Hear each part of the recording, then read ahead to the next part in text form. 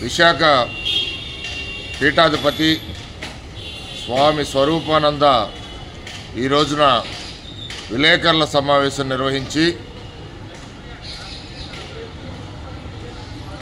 ఊసర వెల్లులు సిగ్గుపడేలాగా ఆయన మాటలు ఈ రోజున విలేకరుల సమావేశంలో చెప్పడం జరిగింది. ఎంత దారుణం అంటే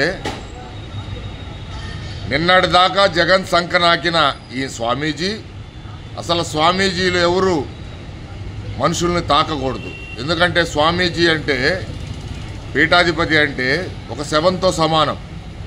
అట్లాంటి ఆయన జగన్ని వాటేసుకొని ముద్దులు పెట్టి రాజగురువులాగా వ్యవహరించి ఈ రోజున నేను చంద్రబాబు గెలవాలని కోరుకున్నాను, చంద్రబాబు ప్రభుత్వానికి నా ఆశీస్సులు అని ఇట్లాంటివన్నీ మాట్లాడటం జరిగింది. అసలు నీ ఆశీస్సులు ఎవరు అడిగారయ్యా బాబు? అసలు నువ్వు స్వామీజీవే కాదు. ఈ దేశంలో ఆదిశంకరాచార్యులు ప్రతిష్ఠించిన పీఠాలు 4 నలుదిక్కులా ఉంటాయి దేశానికి. ఆ 4 పీఠాలే ప్రధాన పీఠాలుగా ప్రజలు ఆదరిస్తారు. నీది నకిలీ పీఠం, నువ్వు నకిలీ స్వామీజీవి. పీఠం పేరు అడ్డం పెట్టుకొని ఈరోజు నువ్వేం చేస్తున్నావు? ప్రభుత్వ రాజగురువులుగా వ్యవహరిస్తున్నావు. జగన్ ప్రభుత్వానికి రాజశ్యామల యాగం చేసి జగన్ని నేను ముఖ్యమంత్రిని చేశానని చెప్పి చెప్పుకున్నావు. మరి మొన్న రాజశ్యామల యాగం చేస్తే జగన్ ముఖ్యమంత్రి ఎందుకు కాలేదు? నీ యాగం ఫలించలేదా? నీ యాగం జైలుకి వెళ్తాడేమో జగన్. చూసుకో స్వామీజీ. జగన్తో పాటు మీరు కూడా ఈ జగన్ ప్రభుత్వంలో కబ్జా చేసిన 100 ఎకరాలు కేసులు పడి మీరు కూడా జైలుకి వెళ్తారేమో. రాజశ్యామల మాత కోపంతో ఉంది మీ మీద. గుర్తెరగండి స్వామి, నకిలీ స్వామి, గుర్తెరగండి.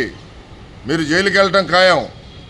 ఎందుకంటే ఇదే స్వామీజీ ఈ రాష్ట్రంలో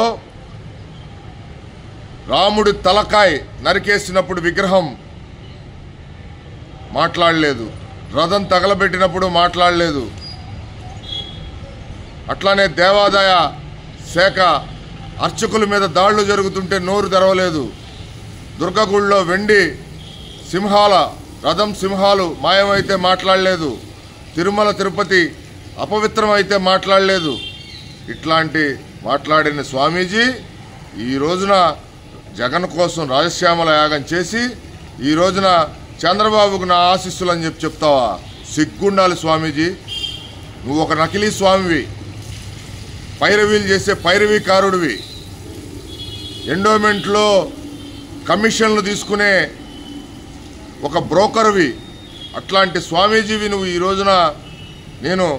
రోజున విశాఖపట్నం వదిలేసి హైదరాబాద్ వెళ్తా, ఋషికేశ్ వెళ్తా అని చెప్తున్నావు.